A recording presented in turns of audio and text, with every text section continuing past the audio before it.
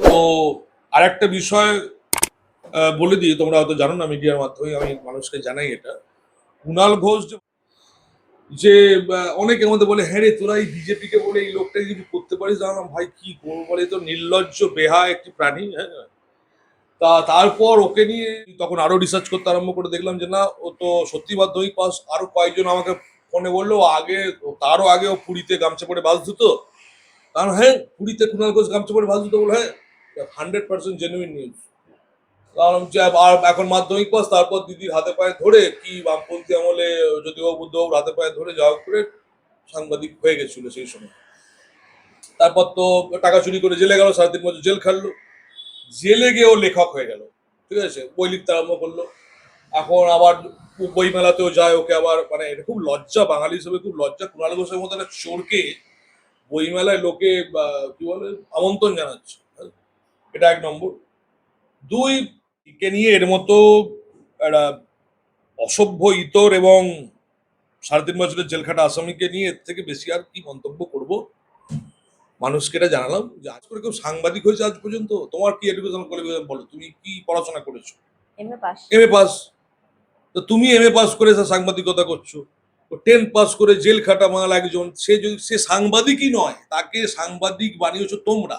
ওকে সাংবাদিক বলাটা বন্ধ করো। হ্যাঁ, ওর কোয়ালিটি হচ্ছে পুরীতে গামছা পরে বাস ধোয়া। অভিষেক ব্যানার্জির ব্রেনকে দাম দিতে হবে যে কোন কোন লেভেলের চুরি এবং কোন কোন হাইটেক প্রসেসে চুরি করে এত কোটি টাকা কামানো যেতে পারে। এটা ওনার থেকে শিক্ষণীয়। আগামী দিনের মানুষ ওনাকে এই জন্য মনে রাখবে। এয়ারপোর্ট থেকে নেমেই দাঁত বের করার ছবি আমরা প্রতি বছর এত বছর ধরে দেখতে অভ্যস্ত ছিলাম। দাঁত বার করে দাঁড়িয়ে আছেন উনি, মা মমতাময়ী আমাদের, সেটি আর দেখতে হচ্ছে না। মানে অনেস্টলি বলছি, ওনার মুখ দেখলে আমার দিন খারাপ যায়। মানে উনি এতটাই অপয়া, এবং এই রাজ্যের থেকে যে উনি বিদায় হয়েছেন, রাজ্যের জন্য খুব মঙ্গল। এবং এয়ারপোর্ট থেকে নেমেই যে ওই দাঁত বার করা মুক্তি আর দেখতে হচ্ছে না, এটা যে কি আনন্দে সেই ভাষায় প্রকাশ করার ক্ষমতা আমার নেই। খুব লজ্জাজনক বাংলার মানে মেন স্ট্রিম মিডিয়া, বাংলার মেন স্ট্রিম মিডিয়া ওকে হাওয়া দিয়ে দিয়ে আজকে এই অবস্থায় গেছে। মানে বাংলা মেন স্ট্রিম মিডিয়া মানে যে কুণাল ঘোষের সামনে মুখ বুম ধরবো আর কুণাল ঘোষ ভাট বকে যাবে, আমাদের শুনতে হবে। কিন্তু প্রবলেমটা হচ্ছে আমাদেরও তো বিদেশে বসে শুনতে হয়। ফেসবুক খুলছি, টিভি খুলছি, কুণাল ঘোষ। আরে তাকে মানুষ দিন রাত গালাগাল দিচ্ছে, ওপেন ফেসবুকে গালাগাল দিচ্ছে। চড়ি সবই মনে রাখবে আগামী বাংলার ইতিহাসে, যদি মাননীয় মুখ্যমন্ত্রী মমতা বন্দ্যোপাধ্যায় কেউ মনে রাখে, চোরেদের রানী হিসেবেই মনে রাখবে, এর বেশি কিচ্ছু মনে রাখবে।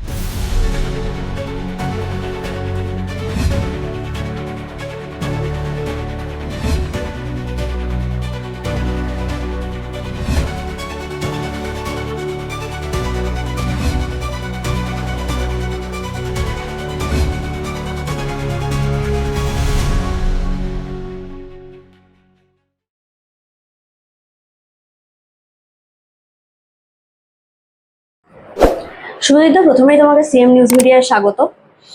তুমি একজন প্রবাসী বাঙালি বলা যেতে পারে। এত দূর দেশে বসে এই যে বাংলায় যে রাজনৈতিক একটা পরিবর্তন আমরা দেখলাম, এই পরিবর্তনটাকে কিভাবে দেখছেন? না, বাংলায় পরিবর্তন তো মানে অবশ্যম্ভাবী ছিল। যদিও বিভিন্ন ব্যক্তিগত কারণে আমি এবছর ভোট দিতে আসতে পারিনি, কিন্তু 2021-এ আমি ভোট দিয়েছিলাম। এবছর আমার নিজস্ব কাজে থেকে ছুটি না পাওয়ার কারণে আমি ভোট দিতে আসতে পারিনি। তবুও আমাদের বিদেশি টিম থেকে অনেকজন এখানে ভোট দিতে এসেছিলেন এবছর। বা তারা এখানে প্রচারও করে গেছেন।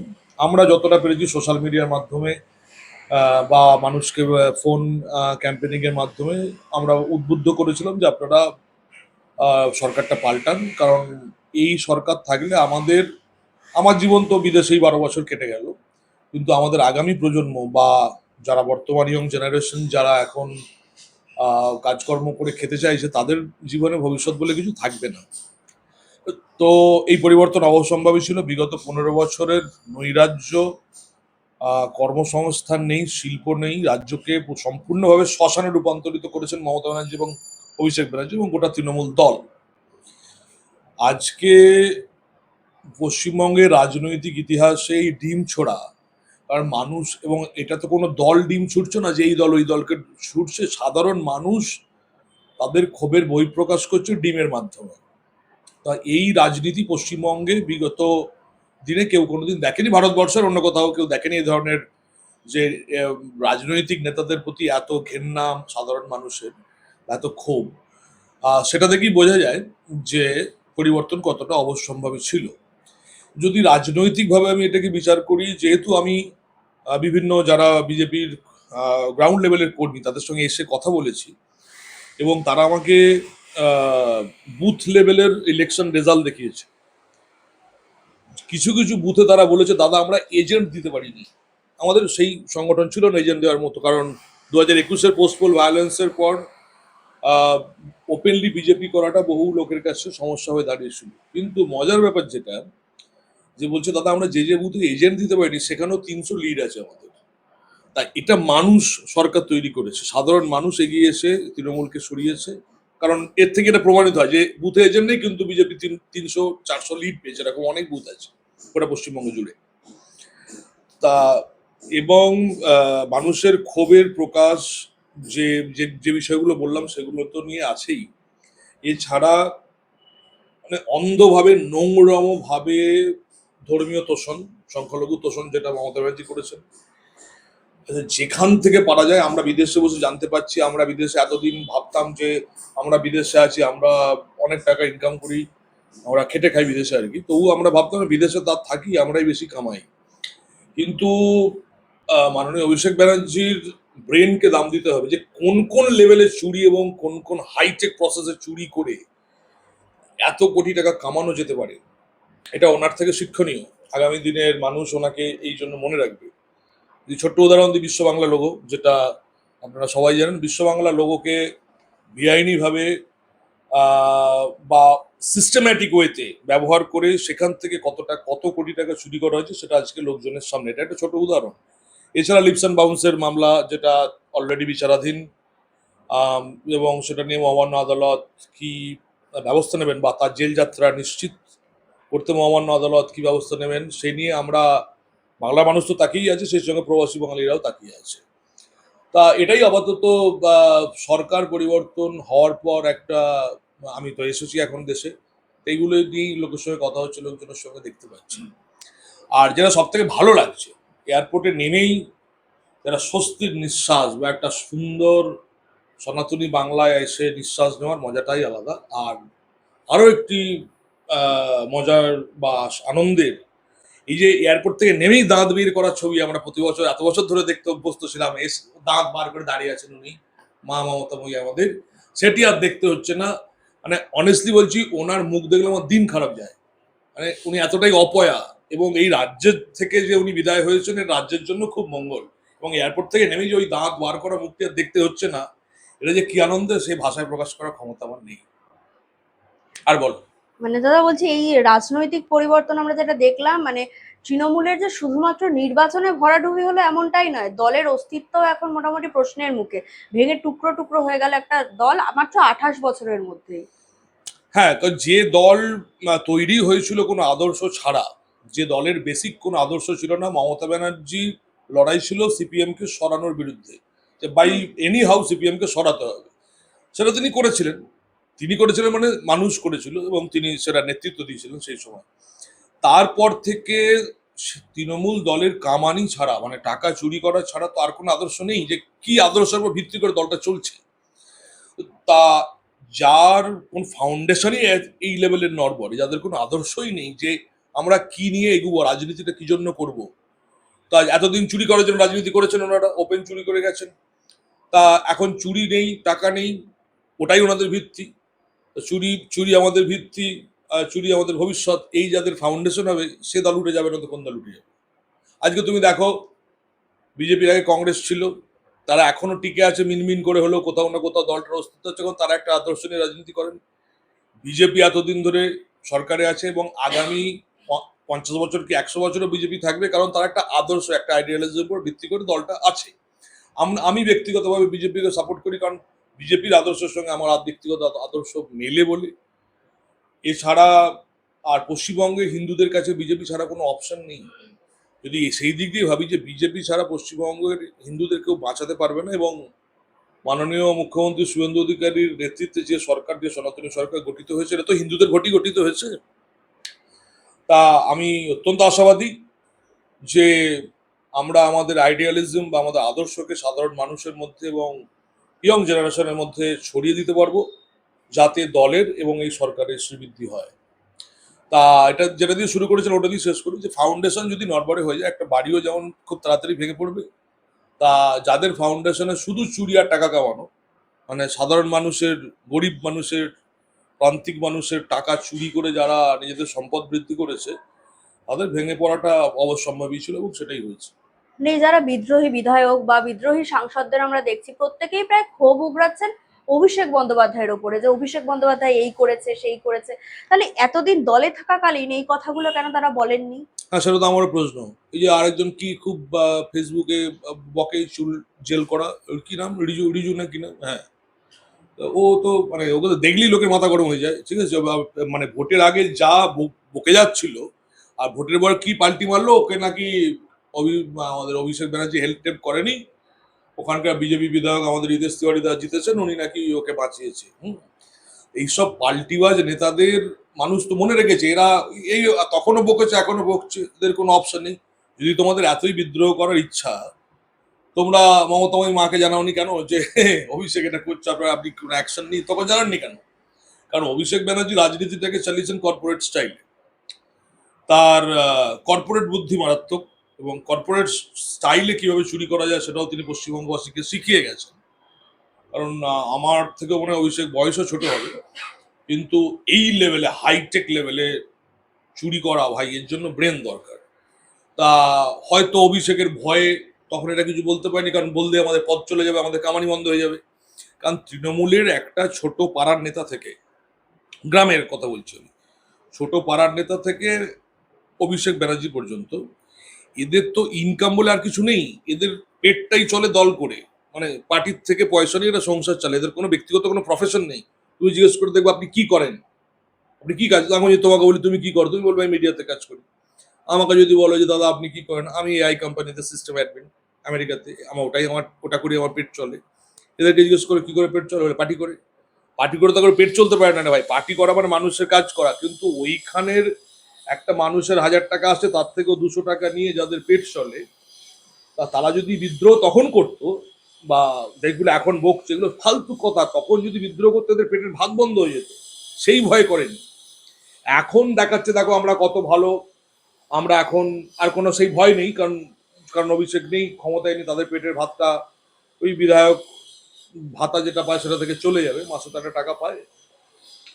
তা সেই জন্য বিদ্রোহ করছে, এছাড়া কিচ্ছু না। এদের মূল্যবোধ বা আদর্শ এসবে কিচ্ছু পরিবর্তন হয়নি, যা ছিল তাই আছে।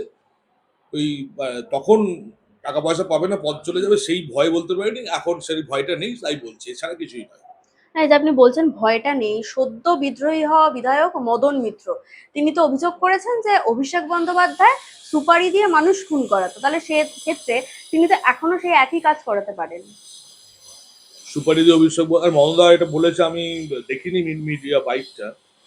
তা এখন দেখুন, রাজ্যের মুখ্যমন্ত্রীর নাম শুভেন্দু অধিকারী, আর মাননীয় শুভেন্দু অধিকারীকে যারা খুব কাছ থেকে চেনেন, তার মতো দক্ষ প্রশাসক বা অ্যাডমিনিস্ট্রেটিভ লোক বা রাজধর্ম পালন করার লোক আমি খুব কমই দেখেছি। তা যদি অভিষেক বন্দ্যোপাধ্যায় এই ধরনের কাজকর্ম করেন, তা মাননীয় মুখ্যমন্ত্রী নিশ্চয়ই নিয়ে ব্যবস্থা নেবেন। এই অভিষেক বন্দ্যোপাধ্যায় একাধিক অভিযোগ রয়েছে তার নামে, মানে সইজাল থেকে শুরু করে কয়লা চুরি, বিভিন্ন দুর্নীতিতে নাম জড়িয়েছে, একাধিকবার তদন্তের ডাক পড়েছে, কিন্তু তিনি এখনো গ্রেফতার হচ্ছেন না। সাধারণ মানুষের মধ্যে প্রশ্ন জাগ যে কোথাও গিয়ে কি এটা সেটিং তত্ত্ব কাজ করছে? এই সেটিং তত্ত্বটা বামপন্থীদের বাজারে আনা একটি ন্যারেটিভ, যেটা বলা যায়। কারণ যদি সত্যি সেটিং তত্ত্ব থাকতো, তাহলে ইলেকশন কমিশন যেভাবে নিরপেক্ষভাবে কাজ করেছে, বা এসআইআর হয়েছে, বা ভোটের সময় আমাদের কেন্দ্রীয় বাহিনী যেভাবে কাজ করেছে, যদি সেটিং থাকতো তাহলে তো তারা অতটা অ্যাক্টিভলি কাজ প্রথম কথা করতো না। যদি সেটিং থাকতো বিজেপি সরকারই আসতো না, তৃণমূলী সরকারে থাকতো। সেটিং তত্ত্ব সম্পূর্ণ ভুল এবং ভ্রান্ত ধারণা। আইনি জটিলতা, এটা নিয়ে যদি ছোট্ট উদাহরণ দিই, তোমরা দিল্লির যখন, মানে আমি এর সঙ্গে অভয়াকেও জড়াবো, দিল্লির যখন ধর্ষণকাণ্ড হয়েছিল, সেটা সুপ্রিম কোর্ট বিচার দিয়েছিল 5 বছর পর, দেনান্দন বিচার দিতে পারেনি। তা দিল্লির মতো একটা অত বড় ধর্ষণকাণ্ড, যেখানে সারা দেশ হিলে গেছিল, তাদের সময় লেগেছিল 5 বছর, তাই তো? তা আমি এই কেসটা নিয়ে বিভিন্ন আমার আইনি অজ্ঞ বন্ধু বান্ধব যারা আছেন তাদের সাথে কথা বলে দেখেছি যে সাধারণ মানুষ চায় কালকেই অ্যাকশন লাগবে, আমার পরশুই আমাকে জেলে ভরতে হবে, এরকম ভাবে কোর্ট চলে না। ওটা একটা নির্দিষ্ট প্রসিডিং আছে, তা এটা সময় লাগবে। তা মহামান্য আদালতের উপর আমার সম্পূর্ণ আস্থা আছে এবং সেটিং তত্ত্ব আমি মোটেই বিশ্বাস করি না যে সেটিং বলে কিছু আছে। তো মহামান্য আদালত ডেফিনেটলি এর বিচার দেবেন, এটুকু আমি বলতে পারি, কারণ আদালতের বিরুদ্ধে আমিও নই, তুমিও নও। তা যে কেসটা বিচারাধীন আছে সে কেসের বিচার মানুষ অবশ্যই পাবে, অভয়াও বিচার পাবে। সময় লাগবে হয়তো, কারণ যেহেতু আমি উদাহরণ দিলাম ওই জন্য দিল্লির কেসটা, যে ওটাই করতে 5 বছর লেগেছিল। তো সময় লাগবে কিন্তু বিচার অবশ্যই পাবো আমরা। তা ছোটবেলা থেকে আপনি বলুন আমি বলুন প্রত্যেকে এই জিনিসটা করেছে, বন্ধু না এলে ক্লাসে তার হয়ে প্রেজেন্ট দিয়ে দিয়েছি। সেই একই ঘটনা আমরা দেখেছি বিধানসভার ভিতরে, যে সই জাল কাণ্ড, বিধায়করা উপস্থিত নেই অথচ তাদের সই রয়েছে। মানে একজন পশ্চিমবঙ্গবাসী হিসেবে, একজন বাঙালি হিসেবে যাদের হাতে আমরা দায়িত্ব তুলে দিই আমাদের, তাদের কাছ থেকে এটা প্রত্যাশা করেছিলেন? হ্যাঁ, তৃণমূল করতেই পারে। চুরি করা ছাড়া যাদের কোনো কাজই নেই তারা সই জাল করবে কেন? আরো অনেক কিছু জাল করতে পারে এরা। এটা খুব আমার কাছে তো কোনো ব্যাপার না, এটা হতেই পারে। এটা তৃণমূলের পক্ষে অসম্ভব বলে কিছু নেই। সই জাল মানে তো মানে ব্যাংকে সই জাল করাটা তো মানে শাস্তিযোগ্য অপরাধ যতদূর আমার মনে হয় ভারতবর্ষে। তা এ নিয়ে প্রশাসন যদি কোনো ব্যবস্থা নেওয়ার নেবে, বাট এটা আমার কাছে এক্সপেক্টেড। আমি তৃণমূলের থেকে এর থেকে মানে ভালো তৃণমূল, নব্য তৃণমূল, ঋতব্রত তৃণমূল, কি অন্যান্য তৃণমূল, প্রত্যেকের কাছে এর থেকে বেশি আমার কোনো এক্সপেকটেশনই নেই। মানে এই ঘটনাটা কতটা লজ্জার একজন বাঙালি হিসেবে বা এতে কোনো প্রবাসী লজ্জা বাঙালি নেই। হিসেবে? হ্যাঁ, এটা ভালো কথা বললি। প্রবাসী বাঙালি হিসেবে আমরা এতদিন লজ্জায় মুখ দেখাতে পারতাম না অন্যান্য বাঙালিদের কাছে। কারণ প্রবাসী বাঙালিরা বিদেশে অত্যন্ত সফল এবং কারুর দয়ায় নয়, নিজের যোগ্যতায় বিদেশে প্রত্যেক বাঙালি যারা আছেন, আমি ব্যক্তিগত আমেরিকার কথা জানি, বা আমাদের বিভিন্ন বন্ধু বান্ধব বা ইউকেতে বা কুয়েত, মিডল ইস্টেও বহুল বন্ধু বান্ধব আছেন, কানাডায় আছেন, প্রত্যেক বাঙালি বিদেশে অত্যন্ত সফল নিজের যোগ্যতায়। আমাদের লোকের কাছে আমরা মুখ দেখাতে পারতাম না লজ্জায়। বাংলার এই সমস্ত এসএসসি কাণ্ড থেকে শুরু করে অভয়া কাণ্ড নিয়ে বাঙালি হিসেবে পরিচয় দিতে আমাদের লজ্জা লাগতো। এখন এই সরকার পাল্টানোর পর আমরা তো লোকজনকে বলছি না, সনাতনী সরকার এসেছে, শিল্প হবে, ছেলে মেয়ের ভবিষ্যতের জন্য বাইরে থেকে ইনভেস্টমেন্ট আসবে, আমাদের পলিসি মেকিং নিয়ে নতুন সরকার দারুণভাবে দ্রুততার সঙ্গে কাজ করবে। তা দেখো, ওভারনাইট তো সবকিছু চেঞ্জ করে দেওয়া যায় না। তিন মাস হলো কি সরকার পরিবর্তন হয়েছে, একটু সময় দিতে হবে সরকারকে। সরকার জাস্ট নতুন, আর এরা যে লেভেলের যেটা মাননীয় মুখ্যমন্ত্রী বলেছেন যে শ্মশান করে দিয়ে গেছে এরা, তা শ্মশান পরিষ্কার করতে একটু সময় সরকারকে দিতে হবে। প্রত্যেকে খুব পজিটিভলি প্রোঅ্যাক্টিভলি কাজ করছেন। বিদেশ থেকেও আমরা যতটা পারবো বাঙালি হিসেবে সরকারকে আমরা সাহায্য করব। এবং আমার তো ব্যক্তিগতভাবে আমি এবং আমার অনেক বন্ধু বান্ধবের প্ল্যান আছে, আমরা ফিরে আসবো। ব্রেন ড্রেন হয়েছিল আগে, এবার ব্রেন গেইন হবে। এবং এটা আমি মিডিয়াতে ওপেনলি বললাম। আমি এবং আমার অনেক বন্ধু বান্ধব যারা ওখানে প্রতিষ্ঠিত, তারা এখানে এসে ব্যবসা করবে, এখানে এসে স্টার্ট আপ করতে পারে, এমপ্লয়মেন্ট জেনারেশন করতে পারে। সরকার অবশ্যই তাদের সাহায্য করবে, এই আস্থা আমার সম্পূর্ণরূপে আছে। তো আগামী 10 বছরে বাংলার চেহারাটা পাল্টে যাবে, এটা আমি দেখতে পাচ্ছি। আচ্ছা, যেহেতু আপনি দীর্ঘ সময় আমেরিকায় রয়েছেন, সেখানকার চিকিৎসা ব্যবস্থা থেকে সবটাই আপনি মোটামুটি দেখেছেন। হুম। মানে সেখানকার চিকিৎসা ব্যবস্থা কি এতটাই উন্নত মানের যে মানে ভারতে চিকিৎসা হয় না, ধরা পড়ে না, অথচ আমেরিকায় গেলে ধরা পড়ে যায়? কারণ আমরা অভিষেক বন্দ্যোপাধ্যায়কে বারবার দেখেছি যে চোখের চিকিৎসা করাতে তিনি আমেরিকা চলে দেখুন, গেছেন। উনি ভিআইপি মানুষ, ওনার বাড়ি, ওনার অত বড় বাড়ি, ওনার বাড়িতে এসকালেটর লাগানো আছে, শুনেছি, আমি যাইনি কোনোদিন। ঝাড়বাতির দামি প্রচুর ব্যাপার। তা উনি ওনার অত টাকা, মানে চুরি করার টাকা তো খরচা করতে হবে কোথাও, তো খরচা করার জন্য অপশন যে উনি বিদেশে সত্যি চোখ দেখাতে যান না অন্য কোনো কারণে যান, সেটা তথ্য তো আমাদের কাছে নেই। তবে আমার মনে হয় শুধু চোখ দেখানোর উদ্দেশ্য নয়, এর পেছনে অন্যান্য কারণও আছে, সেটা সরকার তদন্ত করে দেখুন যে এর পেছনে আর কি কারণ থাকতে পারে। শুধু চোখ দেখাতে, তাও জন হপকিন্স হসপিটালের মতো অত এক্সপেন্সিভ হসপিটাল, যেখানে মার্কেট প্রেসিডেন্ট চোখ দেখায়, এরকম লেভেলের হসপিটালে সাধারণ মানুষের ক্ষমতা নেই সেখানে যাওয়া। সেখানে মাননীয় অভিষেক ব্যানার্জি চোখ দেখাচ্ছেন, মানে বহু টাকা খরচ। এত টাকা উনি পাচ্ছেন কোথা থেকে, সে বিষয়ে তদন্ত হওয়া উচিত। উনি কোন বা মানে কোথা থেকে ওই ফান্ডটা জোগাড় করে দিচ্ছেন, ওনার ব্যক্তিগত সম্পত্তির উৎস কি, সেটা কিন্তু ইডি তদন্ত করছে, এবং লিপস অ্যান্ড বাউন্সের মামলা তো আপনারা জানেনই। তো এদের চুরির পয়সাগুলো বাইরে গিয়ে খরচা করা, এবং আমার মনে হয় এটা আমার ব্যক্তিগত অনুমান যে এর মধ্যে অন্য কোনো মানি লন্ডারিং বা মানি সাইফনিং কেস হতে পারে, কারণ নাহলে এত ঘন ঘন বিদেশে চোখ দেখাতে কেউ এমনি এমনি যাবে না। উনি তো চাইলেই ওনার যে তৈরি করা সেবাশ্রয় সেখানেই তো চোখ দেখাতে পারতেন। এত উন্নত মানের চিকিৎসা হয় উনি দাবি করেছিলেন ভোটের আগে। তা সেখানে ওটা তো উনি সাধারণ মানুষদের জন্য করেছিলেন, এবং ওটা তো মনে হয় কোনো দুর্নীতি বা স্ক্যাম বেরোতে পারে। সেবাশ্রয় নিয়ে কদিন আগেই মাননীয় মুখ্যমন্ত্রী শুভেন্দু অধিকারী বিধানসভায় বিভিন্ন ছবি দেখিয়েছেন। আমি সেই বাইকটাও দেখেছি উনি যখন বিধানসভায় বলছিলেন। তা এটাও একটা বড় স্ক্যাম, যখন মাননীয় শুভেন্দু অধিকারী নজরে এসছে এবং উনি ছবি দেখিয়ে দেখিয়ে বিধানসভায় প্রস্তাব যে উনি ব্যাপারটাকে দেখছেন। তো অভিষেক ব্যানার্জি এখানে স্ক্যাম সেখানে থাকতেই হবে 100%। আমি ওই জন্য বলছি, ও জন হপকিন্স যায় চোখ দেখাতে, ওর পেছনেও কোনো স্ক্যাম আছে। আমি সরকারকে অনুরোধ করবো এই বিষয়টা গভীরভাবে তদন্ত করতে, কিছু না কিছু বেরোবে। না, একটা দল, যে দলটা তখন ক্ষমতায় ছিল, তখন একটা তদন্ত চলাকালীন সেই দলেরই সুপ্রিমো সে গিয়ে ফাইল ল্যাপটপ নিয়ে বেরিয়ে এলো, তখন কোনো প্রতিবাদ হলো না। অথচ অভিষেক বন্দ্যোপাধ্যায়ের আমতলার অফিস যখন ভাঙার পর সেখান থেকে পুলিশ যখন নথিপত্র বের করে আনছে, উর্দিধারী চোর বলা হচ্ছে পুলিশকে। পুলিশ তো দলদাসে পরিণত হয়েছিল সেই সময়, তাদের চাকরি বাঁচাতে, নিজেদের সংসার বাঁচাতে তারা দলের কাজ করেছে। এবং যারা যারা সেই সময় বিরুদ্ধে গেছে সরকারে, তাদের প্রত্যেকেরই পানিশমেন্ট হয়েছে। আমি ছোট উদাহরণ দিই, আমি নাম করে বলবো না। অভয়াকাণ্ড নিয়ে একটি মশাল মিছিল হয়েছিল, এবং সেই মিছিলে আমি ছিলাম কলকাতায়, মাননীয় শুভেন্দু অধিকারী বিরোধী দলনেতার নেতৃত্বে। আমি ছিলাম, রুদ্রনীল ঘোষ ছিলেন, সজলদা ছিলেন, মাননীয় অর্জুন সিং ছিলেন। সেই সময় আমার এক ঘনিষ্ঠ বন্ধু ক্যালকাটা ইউনিভার্সিটিতে চাকরি করেছে। তাকে আমি ডেকেছিলাম যে, আয় ভাই মিছিলে আছি, তুমি মিছিলে হাঁটবো। সে আমার সাথে মিছিলে হাঁটার জন্য তার পানিশমেন্ট পোস্টিং হয়ে গেছে।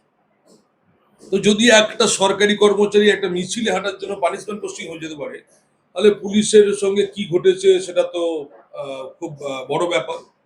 দলদাস পুলিশকে মাননীয় মুখ্যমন্ত্রী এবং পুলিশ মন্ত্রী ফ্রি হ্যান্ড দিয়েছেন ওপেনলি কাজ করার। তো এটা তো আগের সরকার দেয়নি, তারা পুলিশকে নিজেদের চাকর বাকর বলে মনে করতো। অভিষেক ব্যানার্জি গেলে 2000 পুলিশ গার্ড দিয়ে ওনাকে থাকতো। ক্যামাক স্ট্রিটের অফিসে আমি শুনেছি যখন উনি ঢুকতেন তখন রাস্তা পুরো গ্রিন জোন হয়ে যেত। এই ধরনের ঘটনাগুলো ঘটেছে। না তো সরকার চালায়নি, রাজতন্ত্র চালিয়েছে বা পরিবারতন্ত্র চালিয়েছে। তো বর্তমান মুখ্যমন্ত্রী এবং পুলিশ মন্ত্রী যেভাবে পুলিশকে ফ্রি হ্যান্ড দিয়ে কাজ করতে বলেছেন, এবং যে লেভেলের ট্রান্সফার এবং পজিশনিং গুলো চেঞ্জ হচ্ছে, বিভিন্ন থানায় ওসি বারবার বদল হচ্ছে, যাতে আমার মনে হয় এই যে নোংরা শ্মশানে পরিণত হয়েছিল, মানে আইনের শ্মশান বলে কিছুই ছিল না, সেটার আমূল পরিবর্তন হবে। কিন্তু মমতা বন্দ্যোপাধ্যায় তো বলছে পুলিশ এখন একপাক্ষিক ভাবে কাজ করছে, নিরপেক্ষ নয়। মোটেই না, পুলিশ 100% নিরপেক্ষ হয়ে কাজ করছে। ওনাদের অভ্যাস খারাপ হয়ে গেছিল, তো ওনাদের বিরুদ্ধাচারণ কেউ করলেই তো তাদের বিরুদ্ধে ওনারা অ্যাকশন নিতেন। ওটা অভ্যাস হয়ে গেছে, 15 বছরের অভ্যাস, পাল্টাতে একটু সময় লাগবে, আস্তে আস্তে ঠিক হয়ে যাবে। দাদা, একটু আগে আপনি বললেন যে আপনি এবং আপনার যারা বন্ধু বান্ধব বিদেশে রয়েছেন তারা দেশে ফিরে আসার প্ল্যান করছেন, দেশে নতুন করে ব্যবসা শুরু করার প্ল্যান করছেন। মুখ্যমন্ত্রী ও পরিযায়ী শ্রমিক যারা রয়েছে তাদেরকে রাজ্যে ফিরে আসার আবেদন জানিয়েছেন প্রেস কনফারেন্স করে। না, পরিযায়ী শ্রমিক বলতে তুমি তার মধ্যে আমাদেরও ফেলতে পারো, আমরাও তো পরিযায়ী শ্রমিক। আমরা তো বাইরে গিয়ে কাজ করি, খাচ্ছি বেসিক্যালি। মানে আমরা মানে যারা কাজের তো কোনো লজ্জা হয় না। বিভিন্ন যারা রাজমিস্ত্রি তারাও শ্রমিক, আমরাও শ্রমিক। আমরা কম্পিউটারে মাথা খাটিয়ে ইনকাম করি, ওরা কায়িক পরিশ্রম করে ইনকাম করে। তা যদি সরকার কাজ দিতে পারে, তাহলে পরিযায়ী শ্রমিকরা ডেফিনেটলি বাইরে থেকে দেশে ফিরবে, যদি সেই কাজের স্কোপ তারা পায়। আর সেই ইনফ্রাস্ট্রাকচার তো সরকারকে দিতে হবে, এবং সরকার তো একা দিতে পারে না। সরকার আমাদের নিয়ে সরকার, যখন বাইরে থেকে শিল্প আসবে বা ইনভেস্টমেন্ট আসবে, ধরো একটা বড় জমিতে একটা ফ্যাক্টরি বানাতে কি লাগবে? রাজমিস্ত্রি লাগবে। বিল্ডিং কে বানাবে? রাজমিস্ত্রি। তাহলে যে রাজমিস্ত্রি আজকে পশ্চিমবঙ্গ থেকে বাইরে চলে গেছে, ব্যাঙ্গালোরে কাজ করছে, কি চেন্নাইতে কাজ করছে, তারা যখন বড় বড় প্রজেক্ট এখানে কাজ পাবে, তারা এমনি আসবে। কেন তারা বাইরে গিয়ে পড়ে থাকে? মুর্শিদাবাদের কত লোক বাইরে পড়ে আছে। তা আগে আনতে হবে ইনভেস্টমেন্ট, আগে আনতে হবে শিল্প, তার সঙ্গে আসবে কর্মসংস্থান এবং অনুসারী শিল্প। এবং আমরা যারা বিদেশ থেকে আমরা বিভিন্ন টেকনোলজি সেক্টরে আছি, আমরা চেষ্টা করছি যে বিদেশের যারা বড় ইনভেস্টর বা যারা টেকনিক্যাল বড় বড় রথি মরথি মাথা, তাদেরকে অনুরোধ করে বা আমরা সরকারের মাধ্যমে একটা ব্রিজ তৈরি করে যদি তাদেরকে এখানে ইনভেস্টমেন্ট আনতে পারি, এর জন্য মানে ব্যাপারটা খুব ফলপ্রসূ হবে। তবে এখনো পর্যন্ত সরকারের কাছে, বর্তমান সরকারের কাছে কোনো পলিসি, মানে আমি যদি ইনফরমেশন টেকনোলজি দিয়ে বলি, ইনফরমেশন টেকনোলজি বা তোমার যদি বায়োটেকনোলজি, এগুলোর কোনো সঠিক অফিসিয়াল পলিসি যেটাকে বলা হয় সেটা সরকারের কাছে নেই। এ নিয়ে আমি বিভিন্ন জায়গায় কথা বলে জানতে পেরেছি সরকার এটা তৈরিতে আছেন, এবং আমরাও মাননীয় আমাদের সুব্রত গুপ্ত স্যার, আইএস, রিটায়ার্ড আইএস, উনি এ বিষয়ে অত্যন্ত দক্ষ মানুষ এবং খুব সঠিক লোকের হাতে পশ্চিমবঙ্গের দায়িত্ব আছে অ্যাজ অ্যান অ্যাডভাইজার। এবং ওনার যা মেধা এবং ওনার ব্যক্তিগত যা জীবন এবং ওনার যা কর্মকাণ্ড, তার উপর শ্রদ্ধা জানিয়েই বলছি, তো উনি এগুলো নিয়ে খুব দ্রুততার সঙ্গে কাজ করছেন। এবং এই পলিসিস গুলো যখন অফিসিয়াল ডিক্লেয়ার হয়ে যাবে তখন আমরা বলতে পারবো যে দিস ইজ আওয়ার পলিসি, আমরা এবার আপনারা পশ্চিমবঙ্গে আসুন। তো পলিসিটার জন্য একটু ওয়েট করতে হবে। পলিসিটা এসে গেলেই আমার মনে হয় ইনভেস্টমেন্ট এবং শিল্পের বিনিয়োগটা খুব দ্রুততার সঙ্গে শুরু হবে, এবং একই সঙ্গে পরিযায়ী শ্রমিকরাও ফিরবে, আর আমি তো ফিরবই, আমার সাথে অনেক বন্ধুও ফিরবে। কারণ শুধু আজকে যদি এআই নিয়ে কথা বলি, এআই মানে পশ্চিমবঙ্গের লোকেরা জানে ওই ছবি এডিট করা বা ভিডিও এডিট করা, এর বাইরে কিছু জানে না।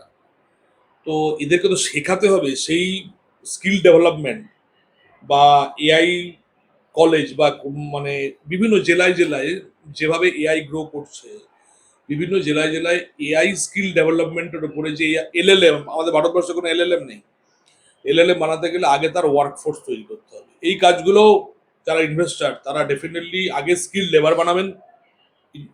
যতক্ষণে তার ইনফ্রাস্ট্রাকচার তৈরি হবে, ধরো একটা ফ্যাক্টরি বানাতে যদি 2 বছর লাগে, সেই 2 বছরে আমরা স্কিল লেবারটা ট্রেন করে তৈরি করতে পারবো, তারপর যারা তাতে কাজটা পায়। এভাবে আমরা প্ল্যান করছি, এবং আমরা বিভিন্ন সোর্সের মাধ্যমে, বিভিন্ন বিধায়কদের মাধ্যমে মাননীয় যে যে দপ্তরের মন্ত্রী আছেন তাদের কাছে বার্তা পৌঁছচ্ছি, যে এবং তারা আমাদের সাজেশন শুনছেনও, এটা ভালো লাগছে। এর আগে কোনো সরকার কোনো সাজেশন বা কোনো মতামত আমাদের শোনেননি, কারণ তারা সব কিছু জেনে বসেছিলেন, সেই জন্য কিছু হয়নি। তো এই সরকারের যে অ্যাপ্রোচ, যে আমি আপনার সঙ্গে কথা বলতে চাই, আমি বাইরে থাকি, এই প্ল্যান আছে আমাদের, তারা আমাদের সময় দিচ্ছেন, বিধায়করাও সময় দিচ্ছেন এবং মন্ত্রীরাও সময় দিচ্ছেন যে হ্যাঁ বলুন আপনারা কি প্ল্যান করছেন বা কোন জায়গাটায় কাজ করলে ভালো হয়। তা এগুলো সময়ের সঙ্গে সঙ্গে মিডিয়াতে আসবে আগামী দিনে। আমি এই মুহূর্তে কিছু বলছি না, কারণ যেহেতু অফিসিয়ালি কিছু হয়নি। তবে এই যে একটা হেল্পিং অ্যাটিটিউড বিভিন্ন বিধায়ক এবং মন্ত্রীদের থেকে আমরা পাচ্ছি, এটা খুব ভালো সাইন। কারণ সোনার বাংলা আমার একার পক্ষেও গড়া সম্ভব নয়, কোনো মন্ত্রীর পক্ষেও গড়া সম্ভব নয়। সবাইকার কন্ট্রিবিউশন এবং সবাই মিলে কাজ করলেই একটা বড় কাজ করা যাবে। সোনার বাংলা তৈরি করতে হবে, এই জন্য প্রত্যেকের অবদান থাকতে হবে। শুধু একজন বিধায়ক বা একজন মন্ত্রী বা আমার একার পক্ষে এটা করা সম্ভব নয়। তা বাট বর্তমান প্রশাসনের কাছে সেই সদিচ্ছাটা আছে, এটুকু আমি এই কয়েকদিনে বুঝতে পেরেছি, এবং যেটা খুব ভালো সাইন, এবং যেটাতে আগামী দিনে বিদেশ থেকে অনেক বিনিয়োগ আসবে। কুণাল ঘোষ বারবার খবরের শিরোনামে, যখন তিনি বিধায়ক ছিলেন না তখন থেকেই মোটামুটি তিনি বারংবার খবরের শিরোনামে কোনো না কোনো মন্তব্য করে এসছেন। বিধায়ক হওয়ার পর দেখলাম তিনি বিধানসভার ভিতরেও বিশৃঙ্খল পরিস্থিতি সৃষ্টি করেছেন। কি বলবেন ওনাকে? বিধানসভাতে আমরা যেদিন চ্যাংদোলা করে বার করে দেওয়া হলো, হ্যাঁ একদম। দেখেছেন, ওটাই দরকার ছিল। ওটা একটু হালকা করে চাটন দিয়ে বার করলে ভালো হতো। তা কুণাল ঘোষ এটি অত্যন্ত অসভ্য, ইতর ইতর প্রজাতির লোক, ওকে আমি ওই হিসাবেই মনে রাখি। এবং অসভ্য এই জন্য বলছি, এই জন্য গোটা বাঙালি সমাজের মান সম্মান শেষ হয়ে গেছে বিদেশে। যে অনেকের মধ্যে বলে হ্যাঁ রে তোরা এই বিজেপিকে বলে এই লোকটাকে কিছু করতে পারিস, জানলাম ভাই কি করবো বলে, তো নির্লজ্জ বেহা একটি প্রাণী। হ্যাঁ, তা তারপর ওকে নিয়ে যে পরিমাণ মানে বাড়াবাড়িও আরম্ভ করেছিল, আমি ওর ডিটেলস ঘাঁটতে আরম্ভ করলাম ব্যক্তিগতভাবে অনেক বছর আগে। তাই তখন একটা ভিডিও খুব ভাইরাল হয়েছিল আমার কুড়ালকে নিয়ে। তা তখন ডিটেলস ঘাঁটতে গিয়ে জানতে পারলাম এই তো মাধ্যমিক পাস। তা আমি অবাক। আর তারপর কারণ রাজ্যসভার এপিডেভিটও নিজে লিখেছে মাধ্যমিক পাস, কারণ আমি তাহলে নিজেকে সাংবাদিক বলে ও। তা আমি তখন আরো রিসার্চ করতে আরম্ভ করে দেখলাম যে না, ও তো সত্যি মাধ্যমিক পাস। আরো কয়েকজন আমাকে ফোনে বললো তারও আগে ও পুরীতে গামছা পরে বাস ধুতো। কারণ হ্যাঁ, পুরীতে কুণাল ঘোষ গামছা পরে বাস ধুতো বলে, হ্যাঁ 100% জেনুইন নিউজ। কারণ যে আর এখন মাধ্যমিক পাস, তারপর দিদির হাতে পায়ে ধরে কি বামপন্থী আমলে যদিও বুদ্ধবাবুর হাতে পায়ে ধরে যাওয়া করে সাংবাদিক হয়ে গেছিল সেই সময়। তারপর তো টাকা চুরি করে জেলে গেল, 3.5 বছর জেল খাটলো। জেলে গিয়ে ও লেখক হয়ে গেল, ঠিক আছে, বই লিখতে আরম্ভ করলো। এখন আবার বই মেলাতেও যায়, ওকে আবার মানে এটা খুব লজ্জা, বাঙালি হিসেবে খুব লজ্জা। কুণাল ঘোষের মতো একটা চোরকে বই মেলায় লোকে কি বলে আমন্ত্রণ জানাচ্ছে। এটা 1 নম্বর। 2, যবে থেকে এই মাধ্যমিক পাস কেসটা আমি জানতে পেরেছি তবে থেকেই আমি টার্গেটে ছিলাম যে ও তো ভোটে টিকিট পেয়েছে, তা বিধানসভায় আবার এফিডেভিট ওকে দিতে হবে। ও কি এডুকেশনাল কোয়ালিফিকেশন দেয় সেটা আমি একবার দেখতে চাই। তো আমি খুঁজে দেখলাম না, দুর্দান্ত ইনফরমেশন। তার এফিডেভিটটা খুলে নি, তো তোমাদের তথ্যটা দিচ্ছি, এটা মানুষের জানা উচিত এটা আর কি। হ্যাঁ, যে কুণাল ঘোষ, যদি আপনারা এর আগে রাজ্যসভায় যখন এমপি ছিলেন তখনকার এফিডেভিট দেখেন, ওখানে দেখবেন মাধ্যমিক পাস লেখা আছে, 10th পাস। হঠাৎ করে diploma in media management from Indian Institute of Skill Development training in 2026, 2026 করেছে ওটাও। Diploma in tourism studies Alison in 2025, 2025 করেছে। Diploma in public relations in 2025। BA from Sikkim Manipal university, পাশে কোনো ডেট দেওয়া নেই, কবে করেছে জানি না।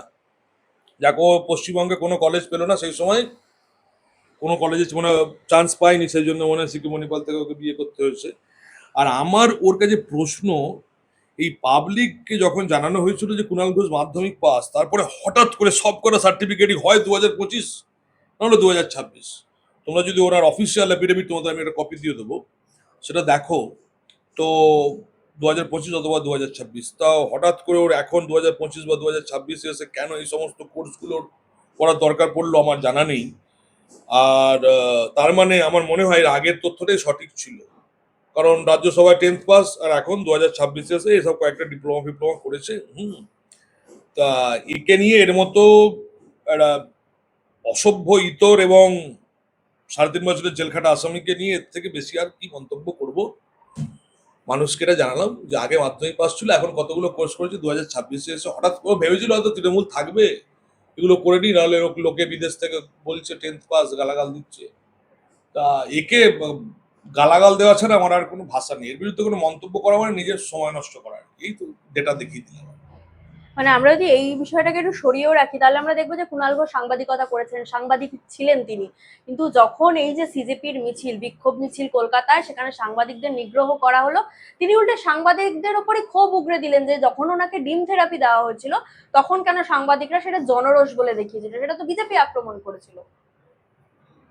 ওই যে কুণাল ঘোষকে মানে ও সাংবাদিক, এই যে সাংবাদিক নিগ্রহ হলো কদিন আগে আমাদের ধর্মতলায় সেটা নিয়ে কোনো প্রতিবাদ দেয়নি এজ সাংবাদিক, না, উনি মানে বলছেন, সাংবাদিকদের পক্ষে কোনো ও কথা বলেনি। হ্যাঁ নিন্দা করেছেন, কিন্তু তারপরে উনি এই কথাটা বলেছেন যে সাংবাদিকরা তো এইভাবে দেখিয়েছে যে তো জনরোষ, বিজেপি নয় জনরোষ, তাহলে তো তারা গডি মিডিয়াই।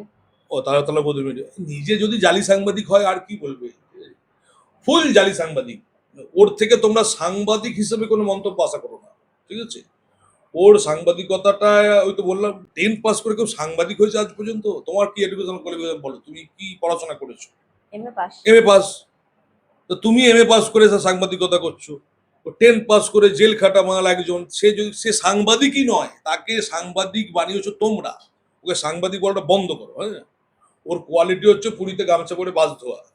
আর ওই 10th পাস লোক কোনোদিন সাংবাদিক হয় না। জার্নালিজম নিয়ে তো পড়াশোনাটা করতে হবে, ম্যাথ কমিউনিকেশন তো পড়তে হবে।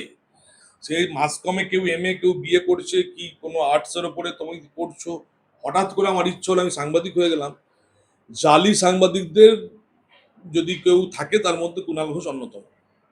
একটা শেষ প্রশ্ন করব, আমরা এতদিন ধরে পশ্চিমবঙ্গে রয়েছি, বাংলা নিজেদের মাতৃভাষা, কোনোদিন সেইভাবে বাংলাকে প্রায়োরিটি দেওয়া হয়নি, এর আগে রাজ্য সরকারও দেয়নি, তার আগেও দেওয়া হয়নি, কিন্তু যখন বলা হয়েছিল বিজেপি রাজ্যে ক্ষমতায় এলে বাংলা সংস্কৃতি নষ্ট হবে, মাছ ভাত খাওয়া নষ্ট হবে, বাঙালির অপমান হবে, সেখানে দাঁড়িয়েই নতুন মুখ্যমন্ত্রী শুভেন্দু অধিকারী বাংলা ভাষাকে স্বীকৃতি দিলেন, সরকারি ক্ষেত্রেও প্রাধান্য পাবে এবার বাংলা ভাষা। কিভাবে দেখছেন? এর থেকে তো গর্বের আর কিছু হতেই পারে না।